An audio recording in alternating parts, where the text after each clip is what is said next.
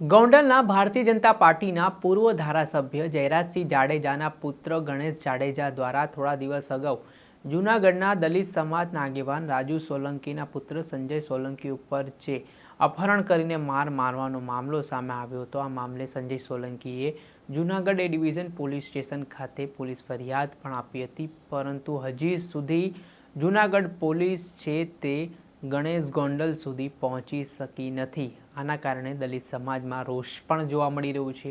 દલિત સમાજના જૂનાગઢના જે આગેવાન છે રાજુ સોલંકી, તેમના દ્વારા ગુરુવાર સુધીનું અલ્ટિમેટમ પોલીસને આપવામાં આવ્યું હતું।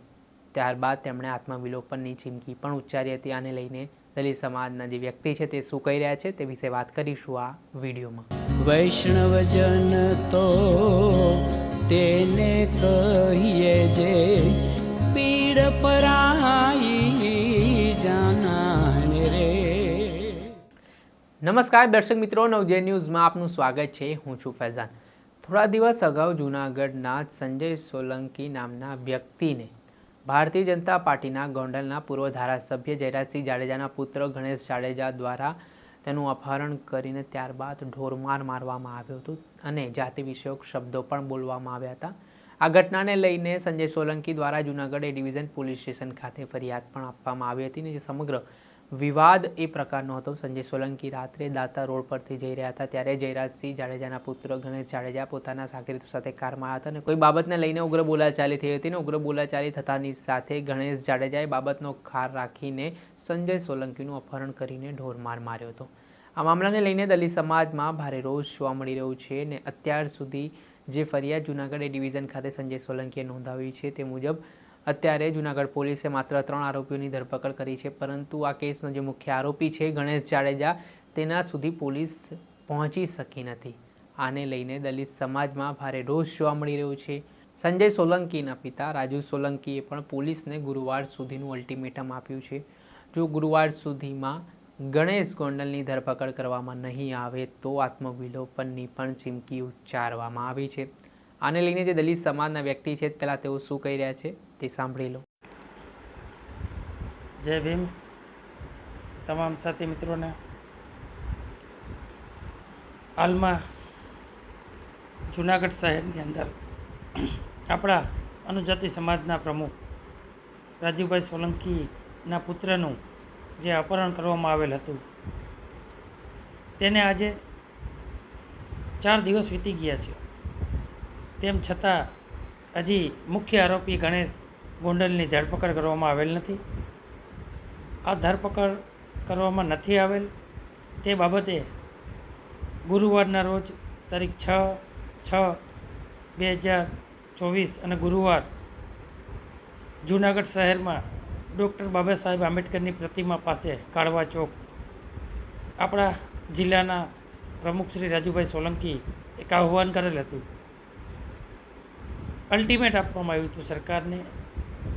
આપણે કલેક્ટર સાહેબ પાસે આવેદનપત્ર દેવા ગયા હતા, એસપી સાહેબને પણ આવેદનપત્ર આપ્યું હતું અને કીધેલ હતું કે ગુરુવાર સુધીમાં જો આ લોકોને પકડવામાં નહીં આવે તો ના છૂટકે અમારા પરિવાર સાથે સામૂહિક આત્મવિલોપન કરવું જોશે।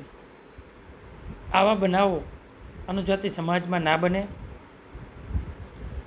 કાયદો આપણા પૂર્વજો આપણા ડૉક્ટર બાબા સાહેબ આંબેડકરે બનાવેલ છે અને કાયદાના તમામ અધિકારો આપણે લેવા માટે આપણે સૌ એક સાથે ગુરુવારે તારીખ 6/6/2024ના રોજ જૂનાગઢ કાળવા ચોકમાં અનુજાતિ સમાજના તમામ વ્યક્તિઓ, આગેવાનો, મહિલાઓ, બહેનો, બાળાઓ, જૂનાગઢ જિલ્લામાંથી નહીં તો સમગ્ર ગુજરાતમાંથી તમામ વ્યક્તિઓને હું રાવણ પરમાર આહ્વાન કરું છું કે આપણો અધિકાર આપણે સૌ સાથે મળીને લઈએ। તો ખાસ યાદી રાખજો અને યાદ કરાવજો, ગુરુવારે 6/6 જૂનાગઢ ડૉક્ટર બાબા સાહેબ આંબેડકરની પ્રતિમા પાસે એક સાથે આપણે આપણો બંધારણીય હક અધિકાર લેવા માટેનું એક આયોજન કરવામાં આવેલ છે। સૌ સાથે મળીને આપણા બંધારણનો હક લેવાનો છે। જય ભીમ સાથે। આ હતા દલિત સમાજના વ્યક્તિ રાવણ પરમાર, જેમણે આગામી સમયમાં દલિત સમાજ દ્વારા જૂનાગઢમાં જે ગણેશ જાડેજાના વિરુદ્ધમાં કાર્યક્રમો આપવાના છે અને સાથે જ તેમણે આત્મવિલોપનની જે ચીમકી ઉચ્ચારી છે તેના કારણે પોલીસની કામગીરી સામે ફરી એકવાર સવાલો ઉઠ્યા છે. પોલીસ શું કામ કાર્યવાહી કરવામાં આ પ્રકારે ઢીલાસ વર્તી રહી છે? પોલીસ શું ગણેશ જાડેજા સામે નતમસ્તક છે?